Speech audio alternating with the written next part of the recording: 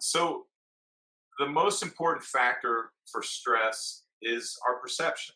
Because some of you are afraid of clowns, some of you are afraid of snakes, some of you aren't afraid of clowns, some of you aren't afraid of snakes, some of you aren't afraid of either. My mother-in-law is terrified of water. I go scuba diving. It's perception. We have to understand that it's our perception. Here's where I plug in a great book that really doesn't isn't directly relevant, but it is extremely indirectly relevant. There's a great book called The Four Agreements. If you haven't read it, please get it and read it. It is all about perception, and it is an amazing book that will change the way you see everything. But I'll move back on topic here. So if someone perceives something as a threat, it initiates a stress response. Period. It doesn't matter what it is.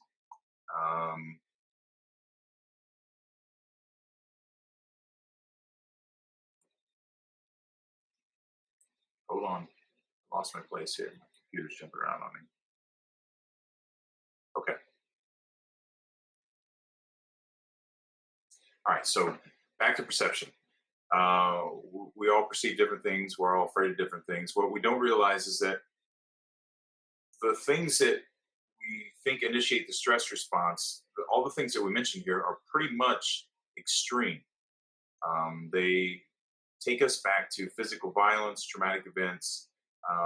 So most of the clowns initiate some type of fear of violence. I know with my wife, she doesn't like clowns, and she associates that with some type of threat of violence. Snakes are the same way, sharks, that kind of thing. And but what we what we don't realize is that this includes things like past due bills, strained relationships, family stresses. I think a lot of us, not all of us, but some of us can chime in on that one for sure. Body image. I know that we have a lot of women in this group. I'm sure that body image could be a topic of discussion. I know that my wife and I have that conversation quite often about body image, and it doesn't just pertain to women either. I mean, it pertains to men on different levels with different topics. But self perception is extremely powerful and very capable.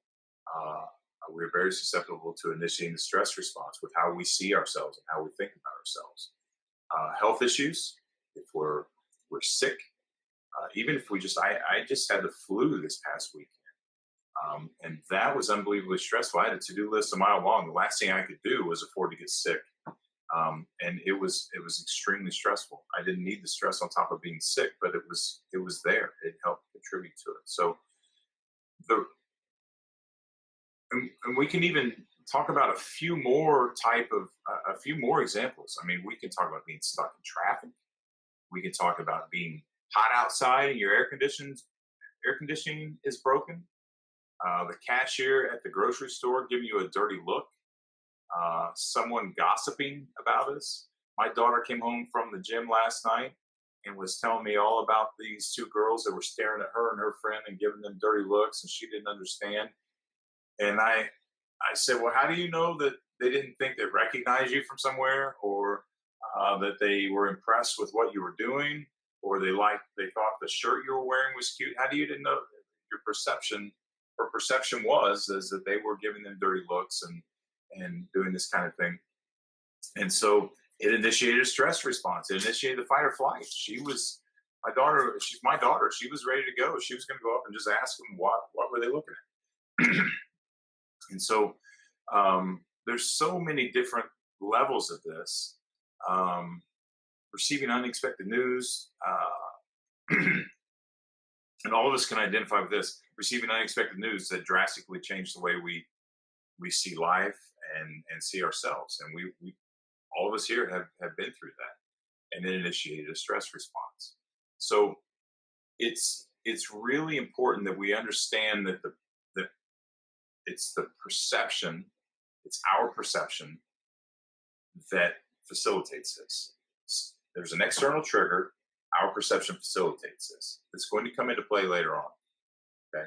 So the physiological components that are responsible for the biological reaction of the body during the stress response.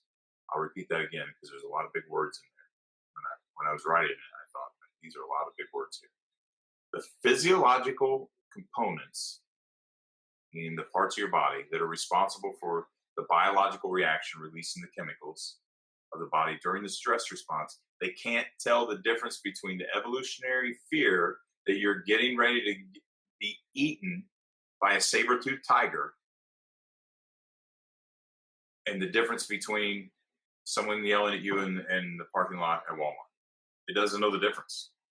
All it knows is that you perceive something is endangering you, and immediately, boom, it flips the switch, and there we go, and we're off. Okay? The only difference between the two is your perception, how you can perceive those. Okay? And that's where we come into mindfulness and some of the mindfulness training that we're going to talk about, because once we identify the perception, we can begin to have control over it.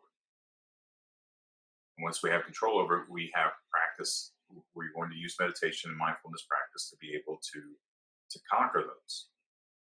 One of the analogies I use oftentimes, for those of you that had children, and maybe even those of you who don't remember being a child, or you have nieces and nephews or neighborhood children, whatever.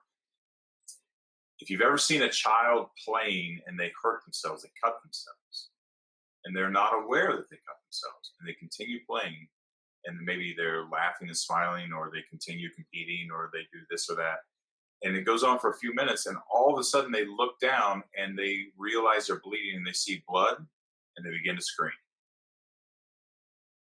The difference in the few seconds is strictly their perception. They didn't know they were hurt. They just kept playing. As soon as they saw blood and they knew they were hurt, their perception changed, and the fear response, the stress response immediately kicked in. Okay? So that's a great analogy to remember as we're talking about